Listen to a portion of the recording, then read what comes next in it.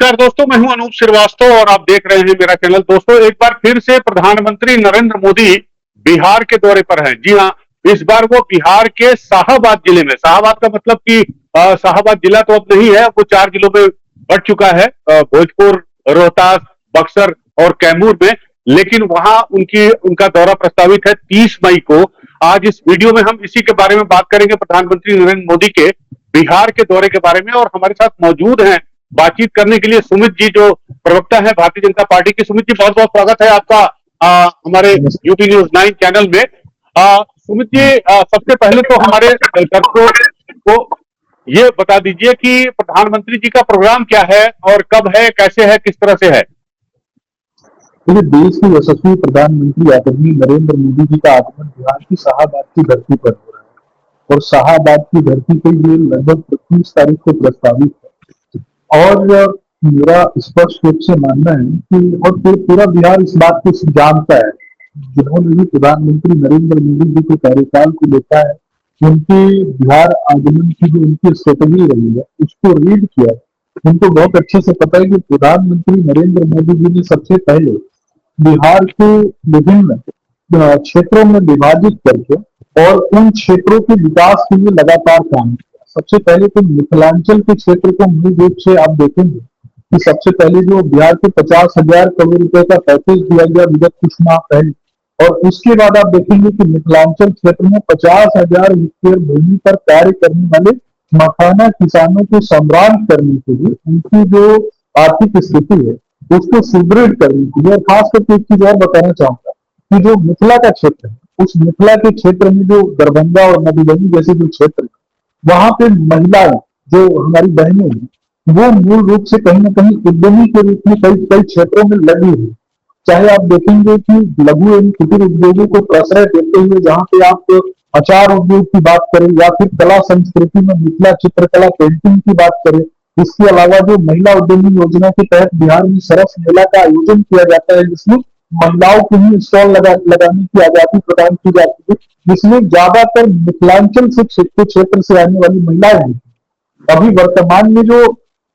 वर्तमान परिदृश्य में अनुदेश जो कार्य चल रहे हैं उसमें मिथिला क्षेत्र में जो महिलाएं हैं वो महिलाएं मखाना कृषि के क्षेत्र से जुड़ी हुई, और उन महिलाओं को कहीं ना कहीं सुदृढ़ करने के लिए, माताओं बहनों को सुदृढ़ करने के लिए, उनकी आर्थिक स्थिति को सुदृढ़ करने के लिए प्रधानमंत्री नरेंद्र मोदी जी ने लगातार प्रयास किया। इसके तहत फूड प्रोसेसिंग यूनिट्स जो है वो बिठाए गए। अब शाहाबाद की बारी आ गई। अब शाहाबाद में भी प्रधानमंत्री नरेंद्र मोदी जी का आगमन हो रहा है और शाहाबाद के क्षेत्र को भी कहीं ना कहीं आप देखेंगे कि आने वाले समय में जो शाहाबाद का जो विशेष क्षेत्र है, जैसे इसमें बहुत सारी नदियां भी हैं, खास करके सोनभद्र नदी का आगमन इसी क्षेत्र से होता है। और बालू का एक उत्पादन जिसका कहीं ना कहीं आप देखेंगे कि इंफ्रास्ट्रक्चर में बहुत बड़ा योगदान होता है, तो बालू से जुड़े हुए जो क्रमिक है। इसके अलावा आप देखेंगे कि जो लोग भी खास करके नदी उद्योगों पर जो डिपेंडेंट है, सोन में मछलियां जो है, उन मछलियों की कहीं ना कहीं बिहार में काफी उपयोगिता होती है। सोन की मछलियां काफी फेमस, तो उनको भी कहीं ना कहीं उससे जुड़े हुए जो मत्स्य जीवी उनको भी सम्राट करने की लगातार योजनाएं आप आने वाले समय में हो सकता है कि देख सकते जी। और इसके अलावा 3-4 जो अनाउंसमेंट होने वाले हैं जिनके बारे में हमारे पास सूचना आई है, उसमें सबसे एक बहुप्रतीक्षित, जिसको मच अवेटेड कहा जाए, पटना सासाराम 4 लेन है। और इसके अलावा बिहटा का एयरपोर्ट का शिलान्यास है, पटना का जो नया आपका टर्मिनल वाला है उसका उद्घाटन है, प्लस जो है नबीनगर जो औरंगाबाद में है मेरे ख्याल से, वहां पर 600 मेगावाट का जो प्रोजेक्ट है, पावर प्रोजेक्ट है, वो है। इसके अलावा बहुत सारे प्रोजेक्ट जो है वो बिहार को मिलने वाले हैं।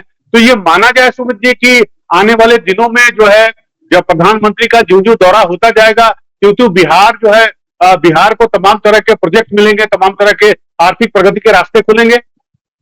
देखिए, बिहार में वर्षों तक 1947 के बाद आप देखेंगे कांग्रेस पार्टी ने बिहार को एक तरीके से लेबर सप्लाई स्टेट के रूप में परिवर्तित करने का काम किया था।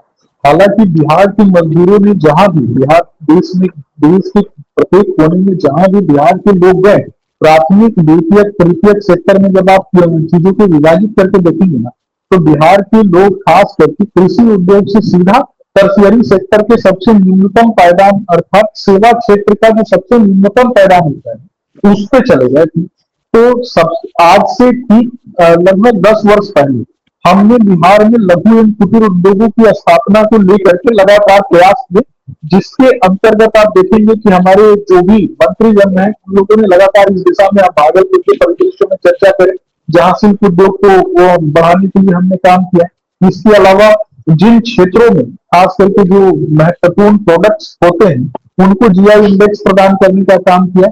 इसके अलावा आपने कई महत्वपूर्ण चीजों के विषय में भी बात की थी, तो मैं उस पर भी आपको बता देता हूँ कि किसी भी राज्य के निर्माण के लिए सबसे पहले आवश्यक होता है, आप देखेंगे ना बिहार के इंफ्रास्ट्रक्चर को बहुत मतलब करीब से जाकर के जब आप देखेंगे तो आपको स्पष्ट रूप से पता चलेगा कि टाटा सीमेंट, डालमिया सीमेंट और इस प्रकार के जितने भी बड़े सीमेंट उद्योग हैं, अडानी सीमेंट, तो इस प्रकार के जितने भी बड़े सीमेंट उद्योग हैं, अररिया हो, आरा हो, शाहबाद का जो क्षेत्र है, बक्सर हो, इन सभी क्षेत्रों में उसके जो प्रोडक्शन यूनिट्स हैं वो दिखाए जा रहे हैं। यानी इनका कहीं ना कहीं प्रयोग होना है और इनका प्रयोग किन क्षेत्रों में होगा, तो सड़कों के जाल को बिछाने में इनकी उपयोगिता होती है, जिससे कहीं ना कहीं ट्रांसपोर्टेशन जो है वो सुगम होता है। लोगों के एक से दूसरे जगह जाने की जो समय में जो लगता है वो काफी कम होता है और उद्योग धंधों से में जो चीजें होती हैं उन चीजों को भी ट्रांसपोर्टेशन के माध्यम से पहुंचाने में हम काफी सक्षम होते हैं। इसके अलावा बिहार में आप देखेंगे ड्राई पोर्ट का भी निर्माण किया गया है। बिहार में स्पेशल इकोनॉमिक जोन को भी हम एक तरीके से बनाने का प्रयास कर रहे हैं। गया को इंडस्ट्रियल स्मार्ट सिटी बना करके लगभग 1.5 लाख लोगों को प्रत्यक्ष अप्रत्यक्ष रूप से हम काम भी दे रहे हैं, रोजगार भी दे रहे हैं।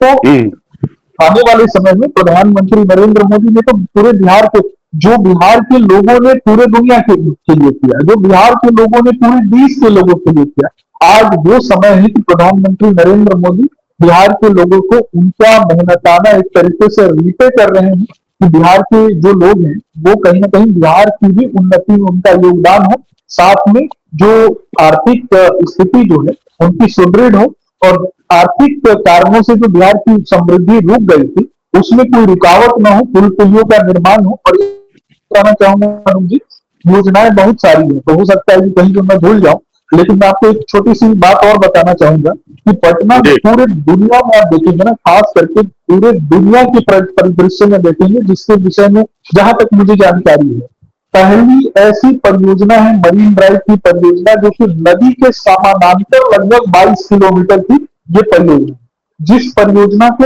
और भी लंबा करते हुए बक्सर तक ले जाने की हमारी योजना है। तो आप कल्पना कीजिए कि दुनिया में ऐसी कोई भी नदी नहीं है, दुनिया में ऐसा कोई भी क्षेत्र नहीं है जहां पर नदी के ठीक किनारे, एक तरीके से आप कह सकते हैं जितना पार्ट जो है वो नदी के किनारे और पुल के बीच में है, उतनी चौड़ी तो नदियां हुआ करती हैं दुनिया में, तो उतनी चौड़ाई में एक लंबाई के अनुपात में आप देखेंगे लगभग 60 से 70 किलोमीटर की सड़क, जो कि दुनिया में कहीं नहीं है, वो बनाने का काम मुख्यमंत्री नीतीश कुमार जी के नेतृत्व में हो रहा है और प्रधानमंत्री नरेंद्र मोदी जी के नेतृत्व में हो रहा है।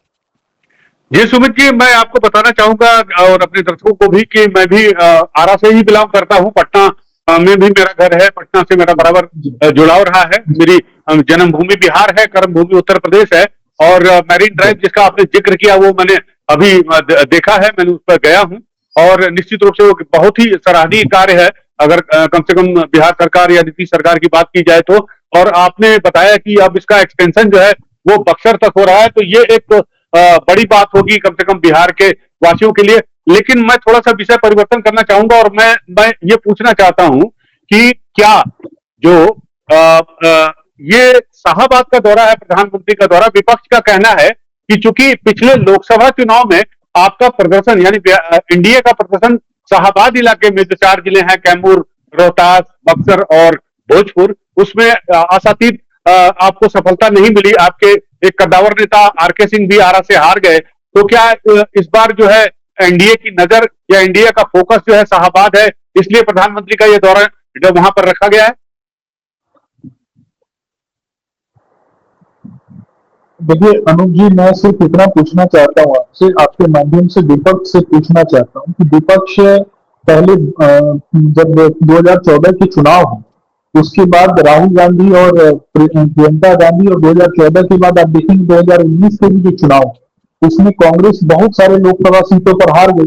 तो क्या कांग्रेस के लोग जिन सीटों पर वो लोग हारे थे, दोबारा उन सीटों पर वो प्रचार प्रसार करने नहीं गए थे क्या? तो ये कहीं ना कहीं ये हास्यास्पद है। ये एक तरीके से फेक नैरेटिव प्रोपोगेंडा वार चलाने वाले लोग हैं, खास करके कांग्रेस पार्टी। कांग्रेस पार्टी का एजेंडा है झूठ बोलो, जोर से बोलो, बार बार बोलो, भ्रम फैलाओ। जो हाथ में संविधान की लाल किताब लेके घूमते हैं, लेकिन उनसे एक बार पूछ लिया जाए कि संविधान की कौन सी धारा जो है वो खतरे में है, कौन सी उपधारा खतरे में, कौन सा भाग खतरे में, तो ये नहीं समझ में आता है। संविधान के पन्ने पर मर्यादा पुरुषोत्तम भगवान श्री रामचंद्र जी को अनुकृत किया गया है और भाव चित्रात्मक लिपि में, और उसी राम राज्य के संकल्प के साथ जब हम आगे बढ़ते हैं तो उसी को मिटाने पर ये लोग तुले रहते हैं। तो कहीं ना कहीं ये दोहरी नीति, दोहरी रंगत और दोहरा चरित्र वाले धारण करने वाले लोग हैं। ये तो मुस्लिम लीग जैसे जो पार्टियां हैं जो कहती है कि हिंदुओं को मार करके जिंदा लटका देंगे और हिंदुओं को उन्हीं के मंदिरों के आगे जिंदा जला देंगे, और उन्हीं पार्टियों के बारे में जाकर के विदेश में राहुल गांधी कहते हैं कि ये सेकुलर पार्टी है। उनकी पार्टी का एक नेता बीके हरि प्रसाद कहता है कि पाकिस्तान जो है वो बीजेपी का दुश्मन है। उनकी पार्टी का नेता कश्मीर में कहता है कि मारे गए आतंकियों को 1-1 करोड़ रुपया देंगे। उनकी पार्टी का नेता बिहार में भी आकर के भारत तेरे टुकड़े होंगे का गैंग चलाने का प्रयास करता है। बिहार में उन्हीं के पार्टी के नेता जो हैं जो खदेड़ देते हैं। तो इनका तो कथनी और करनी में ही अंतर है, और हरा रंग का पूंछ रंगाने में तो माहिर है। उनकी बातों पर क्या यकीन करें? जी, आपने कांग्रेस की बात की और कांग्रेस के बारे में कहा, तो आज एक बड़ा डेवलपमेंट है बिहार में। आज कांग्रेस के वरिष्ठ नेता और आपको जैसा कि मालूम है कि राहुल गांधी का दौरा है, तो इसको लेकर भी बड़ा विवाद पैदा हुआ। सुनने में आया कि आप लोगों ने परमिशन नहीं दिया इनको, जिस हॉस्टल में ये अम्बेडकर हॉस्टल में जाना चाहते थे, और राहुल गांधी ने फिर भी वहां वहां गए हैं, दूसरी जगह उनका प्रोग्राम हुआ और वहां पर उन्होंने ये मांग की है कि प्राइवेट सेक्टर में जो है रिजर्वेशन किया जाए और आरक्षण का दायरा बढ़ाया जाए। तो राहुल गांधी जो नैरेटिव बनाना चाहते हैं बिहार में, आपको लगता है कि उससे आपको थोड़ा बहुत नुकसान हो सकता है? अनुज जी, श्रद्धेय बाबा साहब भीमराव अम्बेडकर हमारे विचारों और संस्कारों का हिस्सा है। कहीं न कहीं उनकी जो विचार और संस्कार हैं, उन्हीं को जीवंत करने के लिए लगातार हम प्रयास करते रहते हैं। जो अम्बेडकर छात्रावास की बात आप कर रहे हैं, मैं सिर्फ ये पूछना चाहता हूँ कि अम्बेडकर छात्रावास में बहुत से बच्चे रहते हैं जो दलित परिवार से आते हैं। उनसे उनका हाल जानने के लिए आज से पहले कभी राहुल गांधी नहीं गए। और अगर मैं ये पूछना चाहता हूँ अनूप श्रीवास्तव जी, कि अगर मैं आपके घर आऊं और आप मुझे अपने घर में नहीं घुसने देना चाहते तो मैं कैसे आपके घर में घुस सकता हूं? तो कहीं ना कहीं जो अम्बेडकर छात्रावास में रहने वाले जो छात्र हैं, वही राहुल गांधी को देखना नहीं चाहते, तो वह उन्होंने ही विरोध किया। उन्होंने ही बोला कि ऐसे व्यक्ति की आवश्यकता नहीं है हमारे छात्रावास में, हमें अपने छात्रावास का राजनीतिकरण नहीं करना है। तो उन लोगों ने ऐसे लोगों को कहीं ना कहीं भगाने का काम किया जो देश विरोधी गतिविधियों में लिप्त रहे, जो देश विरोधी बयान देते हैं। वैसे लोगों को अगर बिहार के छात्रों ने भगा दिया, अम्बेडकर छात्रावास में रहने वाले छात्रों ने भगा दिया, और विरोध तो आप तो देखेंगे ना, जो वीडियो फुटेज वगैरह निकाल करके देख लीजिए कि अम्बेडकर छात्रावास में रहने वाले बच्चों ने ही उनका विरोध किया है। तो इलेक्शन बिहार में अब 4-5 महीने, 3-4 महीने बचे हैं। ये मई का महीना तो खत्म होने वाला है। जून, जुलाई, अगस्त, सितंबर, अक्टूबर, 4 या 5 महीने बचे हैं। तो इस दौरान जो दौरे हैं तमाम नेताओं के, चाहे वो बीजेपी के हो चाहे वो कांग्रेस के हो, वो बढ़ रहे हैं। तो राहुल गांधी भी इसी सिलसिले में जो है लगातार वहां आ रहे हैं। तो जो नैरेटिव बनाना चाहती है महागठबंधन जो है वो कहती है कि साहब हम नौकरी देंगे, महागठबंधन ये कहती है कि हम जो है वो बिहार का विकास करेंगे। तो उनका जो नैरेटिव वो खड़ा कर रहे हैं, उसको आप किस तरह से काउंटर कर रहे हैं? और क्या आपको लगता है कि जितनी नौकरी वो की दावे वो करते हैं तेजस्वी यादव, उतनी नौकरी आप लोग नहीं दे रहे हैं? अनुप जी, लालू प्रसाद यादव ने बिहार में एक तरीके से अपराधी, बाहुबली और गुंडों को नौकरी देने की बौछार लाई।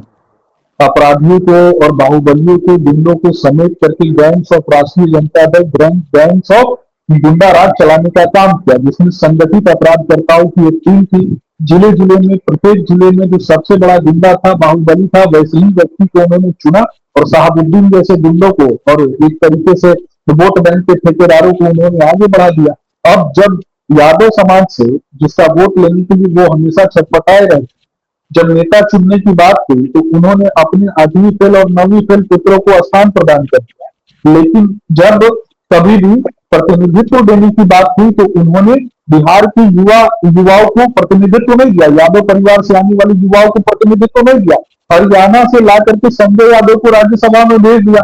इसके अलावा मुसलमानों को जब प्रतिनिधित्व देने की बात हुई तो कोई भी पढ़ा लिखा डॉक्टर, इंजीनियर, आईएएस इनको नहीं दिखा और समाज सेवक नहीं दिखा, उनको शहाबुद्दीन जैसा गुंडा दिखा।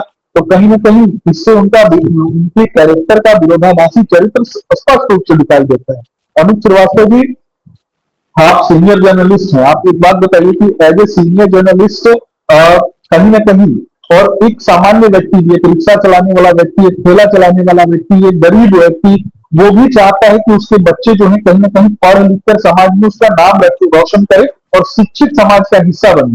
लेकिन लालू जी स्वयं मुख्यमंत्री थे, उनकी जो पत्नी है वो भी मुख्यमंत्री थी, उसके बाद भी उनका बेटा 8वीं फेल 9वीं फेल की जमात में शामिल हो गया। इससे ज्यादा दुर्भाग्यपूर्ण और क्या हो सकता है। तो मुझे लगता है कि जो बातें जो कहते हैं लालू जी से विरासत में उनको, लालू जी ने अलकतरा चोरी किया, चारा चोरी किया, बिहार के बच्चों का भविष्य चोरी किया, हत्या, अपहरण, लूट, बलात्कार को बढ़ावा दिया, अपनी बेटियों के विवाह में बिहार में जो शोरूम है उनको लुटवा लिए, गाड़ियों को लुटवा लिया, उठवा दिया, और इनके सालों ने जिस तरीके से अनंत असंख्य बलात्कार की घटनाओं को अंजाम दिया, उससे कहीं ना कहीं प्रभावित होकर तेजस्वी यादव ने क्रेडिट चोरी करने का काम शुरू किया, दूसरे के किए गए कार्यों का क्रेडिट चोरी करने में।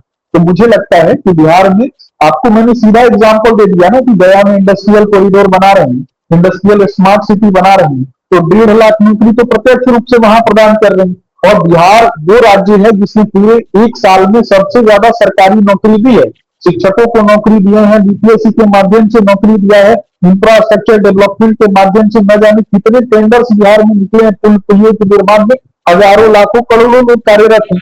तेजस्वी यादव छटपटाते रहते हैं क्योंकि दोबारा तो नौकरी मिलने वाली है नहीं।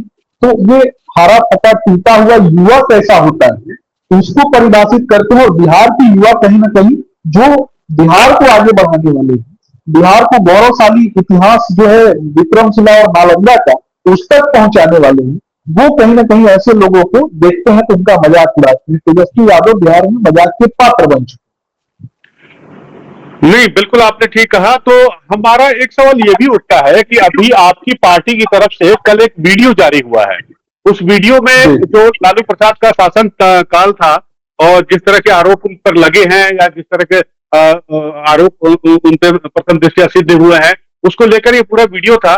तो हमारे साथ साथ हमारे दर्शकों का भी एक सवाल है आपसे, आप बीजेपी से या यूं कहें एनडीए से, कि क्या आप लोग महज जो लालू का 15 साल का शासन था, केवल उसी शासन कहते हैं आप, उसे प्रशासन का नाम देते हैं, तो केवल उसी को ही जनता को बताएंगे या आपके पास भी बिहार के लिए कोई विजन है, उस विजन को आप जनता के सामने रखकर वोट मांगेंगे? अनुज जी, मैंने दोनों चीजें बताई। जब आप उनके प्रशासन की बात करते हैं तो उसको जंगल राज कहा जाता है बिहार में, उसको एक तरीके से गुंडा राज कहा जाता है। जब कभी भी आप राजद के किसी नेता से मिलेंगे और ऐसे मजाक में भी आप उनको बोलेंगे ना कि आप गुंडा पार्टी चलाते थे, तो वो एक तरीके से खुशी मुस्कान उनके चेहरे पे आ जाती है। वो कहीं ना कहीं अपने आप को उस बाहुबली वाली विरासत में दिखाई, अपने आप को कहीं ना कहीं देखते हैं। तो ये उनकी असलियत थी। और हत्या, अपहरण, लूट, बलात्कार की अनंत असंख्य कहानियां जैसे ही एक होता है कि किसी को प्रश्रय देना, इन्होंने प्रश्रय नहीं दिया, इनके कार्यकर्ताओं ने किया, खुद किया, और जिसने किया वैसे लोगों को इन्होंने इकट्ठा किया। दलित समाज की बात करते हैं तो मैं पूछना चाहता हूं ना कि चंपा विश्वास का बलात्कार हुआ, चंपा विश्वास की सास का बलात्कार हुआ, चंपा विश्वास की ननद का बलात्कार हुआ, और किसने किया? तो यही राजद के गुंडों ने किया ना, राजद के एक विधायक के बेटे ने किया ना। और लालू जी ने क्या किया? पंचायती करवा के सेटलमेंट करवा दिया। तो बताना चाहिए था ना, आप ही जैसे पत्रकार मित्र को बोले थे ना कि मारेंगे मुक्का नाक से गिर जाओगे, तो उस पर भी तो उनको जवाब देना चाहिए था ना। तो ये तो स्पष्ट रूप से सब लोग देख रहे हैं। और भारतीय जनता पार्टी के विजन की बात कर रहे हैं, मैंने कहा कि प्राथमिक, द्वितीय, तृतीय, टर्शियरी सभी क्षेत्रों में लगातार हम काम कर रहे हैं। लघु एवं कुटीर उद्योगों को संवर्धित करने का हमारा उद्देश्य है।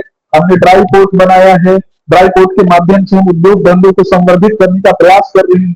बिहार में जो इंफ्रास्ट्रक्चर डेवलपमेंट हो रहा है इसका स्पष्ट रूप से प्रमाण आपको मिल रहा है कि हमने बिहार में जो सीमेंट उद्योग है वो किस तरीके से फलीभूत हो रहे हैं। इसके अलावा आपको मैं बताना चाहूंगा कि टेक्सटाइल उद्योग बिहार में फलीभूत हो रहा है। इसके अलावा पुल पुलियों के निर्माण में किस तरीके से हम लगे हुए हैं ताकि जो बेसिक इंफ्रास्ट्रक्चर है वो तैयार हो सके। शिक्षा से आगे बढ़कर गुणवत्तापूर्ण शिक्षा के लिए हम प्रयासरत हैं। इसके अलावा गुणवत्तापूर्ण स्वास्थ्य सुविधाओं के लिए हम प्रयासरत हैं। इन चीजों को कहीं ना कहीं हम काम कर रहे हैं। पटना में बेटा का एयरपोर्ट अभी आपने बताया, इसके अलावा दरभंगा एयरपोर्ट बनाने का काम हमने किया। आप आने वाले समय में देखेंगे कि बिहार में उड़ान 2.0 के तहत जो छोटी दूरी की जो उड़ानें हैं वो भी प्रारंभ होने वाली है। तो कहीं ना कहीं एक बाढ़ग्रस्त क्षेत्र को हमने इंफ्रास्ट्रक्चर डेवलपमेंट के माध्यम से लघु एवं कुटीर उद्योग को तो संवर्धित किया ही, फूड प्रोसेसिंग को भी संवर्धित किया और इसके साथ साथ कला संस्कृति साहित्य को भी संवर्धित करके एक कालखंड में आने वाले समय में उस गौरवशाली इतिहास को दोहराने के लिए लगातार हम प्रयास कर रहे हैं जब नालंदा और विक्रमशिला हुआ करता। चलिए सुमित जी, अब मुझे लगता है कि काफी समय आपने दिया हमारे दर्शकों को। आखिरी सवाल आपसे फिर पूछना चाहता हूं, और ये सवाल आज से नहीं और केवल अकेले मैं नहीं, हर लोग पूछ रहे हैं और सबके मन में उत्सुकता है। क्या ये बात तय है कि आप लोग अगर चुनाव जीतकर वापस आते हैं तो मुख्यमंत्री पद की शपथ नीतीश कुमार ही लेंगे, आप लोगों के मुख्यमंत्री वही होंगे? एक बार हमारे दर्शकों को भी एक बार अनुज जी, निश्चित रूप से माननीय मुख्यमंत्री नीतीश कुमार जी को विकास पुरुष के रूप में जाना जाता है और उनकी विकास पुरुष की जो छवि है उसमें गठबंधन के सभी दलों की महत्वपूर्ण भूमिका है। हम सबने मिलकर प्रयास किया और अपने मुख्यमंत्री आदरणीय श्री नीतीश कुमार जी की जो छवि है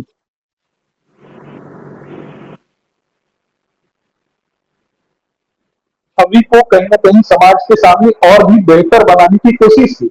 लगातार महिलाओं को आप देखेंगे कि महिलाओं के लिए लगातार जो हम काम कर रहे हैं, 35% आरक्षण की बात करें या फिर 55% निकाय चुनाव में आरक्षण की बात करें, चाहे बेटियों के स्कूल जाने पर 9वीं कक्षा में जब बच्ची जाती है तो उनको साइकिल प्रदान करने की बात करें, या फिर मैट्रिक पास करने के बाद 25,000 रुपए देने की बात करें, ग्रेजुएशन पास करने के बाद 50,000 रुपए देने की बात करें, इंटर पास करने के बाद 50,000 रुपए देने की बात करें और माल न्यूट्रिशन की दर से उनको बाहर निकालने की बात करें, तो लगातार इस दिशा में हम काम कर रहे हैं। तो वैसे विकास पुरुष का चेहरा जब हमारे पास है तो कहीं और सोचना क्यों? चलिए, आपने इस संशय को भी दूर किया, साथ ही आपने ये भी बताया कि आप लोग महज लालू के जंगल राज में वोट नहीं मांगेंगे, बल्कि आपके सामने विजन भी है, एक बेहतर बिहार का विजन, एक विकसित बिहार का विजन। ये जानकर मुझे भी और मेरे दर्शकों को भी बहुत अच्छा लगा और आपने अपना कीमती समय हमारे दर्शकों को दिया, यूपी न्यूज़ 9 को दिया। सुमित जी, इसके लिए बहुत बहुत धन्यवाद आपका। नमस्कार। धन्यवाद।